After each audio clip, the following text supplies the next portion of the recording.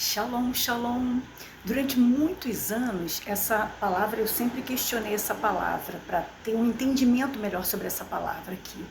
Em relação a 2 Coríntios 12, fala ali em relação às revelações entre Paulo, que Paulo, quando foi arrebatado no terceiro céu, que ele fala, ele foi coisas reveladas a ele e que Deus não permitiu que ele falasse aqui na terra. E logo depois desse episódio, em 2 Coríntios 12, 7, vem em relação ele especificando sobre o que Deus fez para ele guardar esse segredo celestial. Ele ficou com um espinho na carne. Então, assim, vamos ler só esse trecho aqui. É para que não me ensoberbesse com a grandeza das revelações.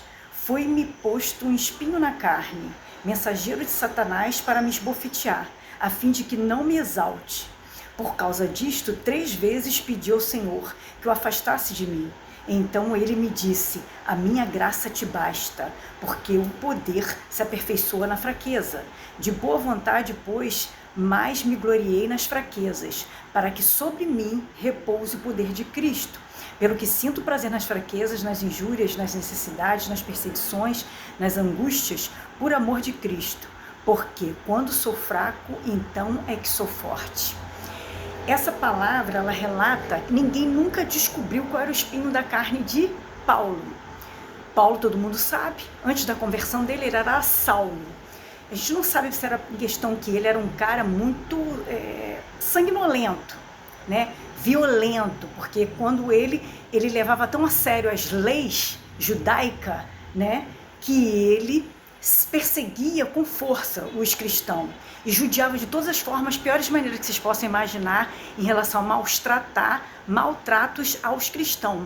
Então a gente não sabe se era esse espinho na carne que ele tinha, se era um espinho da carne de algum pecado dele em particular que nunca foi esclarecido na Bíblia, ou se de repente era um espinho na carne de tipo, a gente não sabe, a gente nunca entendeu se ele antes ele era casado, e se ele é viúvo, porque ele fazia parte do Sinédrio. Então, geralmente todo mundo que era do Sinédrio, os judeus eram casados, e a gente não sabe se Paulo era. Então a gente não sabe esse espinho na carne, mas que Deus manteve ele com Satanás na cola dele, esbofeteando ele, que ele orou 3 vezes, porque o judeu geralmente ele pede alguma coisa a Deus, ele faz 3 orações. Ele ora uma vez, passa um tempo, ele ora de novo, depois passa um tempo, ele ora pela última vez. Eles só oram 3 vezes por um pedido. Então, Deus falou para ele: você não precisa mais ficar me pedindo, orando por isso, que eu não vou fazer. Você vai continuar, porque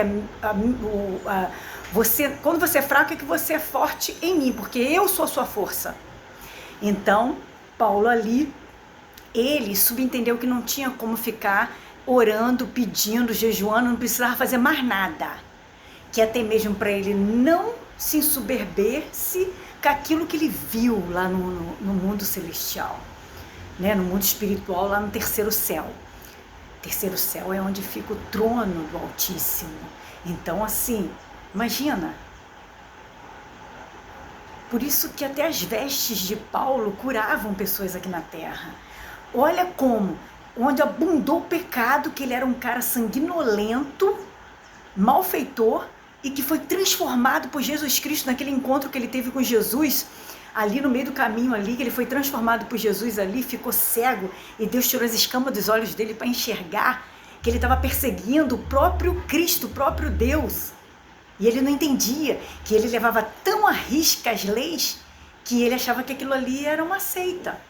E assim, esse segredo fez com que ele ficasse ali com Satanás na cola dele, esbofeteando ele, tipo, para ele não esquecer e nem se sentir falando: eu vi os céus, eu vi isso, eu vi aquilo, e era para ele não falar o que ele viu, que era coisa tão gloriosa, tão grandiosa, que ele não podia falar, um segredo eterno, e ele também nem se sentir, porque ele ali já estava curando com as vestes dele, Paulo ele já curava com uma palavra que ele convertia alguém, ele já curava uma pessoa através de Cristo. Então, assim, olha a glória que estava nessas mãos dessa pessoa, nesse humano, mas que Deus não deixou ele se exaltar. E hoje a gente vê que por muito pouco, muitas pessoas pisam nas outras pessoas. Você imagina, tudo que foi dado na mão de Paulo, e ele pagou um alto preço. O fim dele foi glorioso, ele combateu um bom combate, mas olha a forma, foi decapitado. Será que a gente cristão hoje, a gente está preparado para ser decapitado por amor à obra de Cristo? Pare e pensa, estamos preparados? O Brasil está preparado para perseguição, conforme lá fora está? Estamos preparados? Realmente preparados? Ou a gente vai continuar sendo um cristão não tão santificado para poder ser arrebatado até a glória?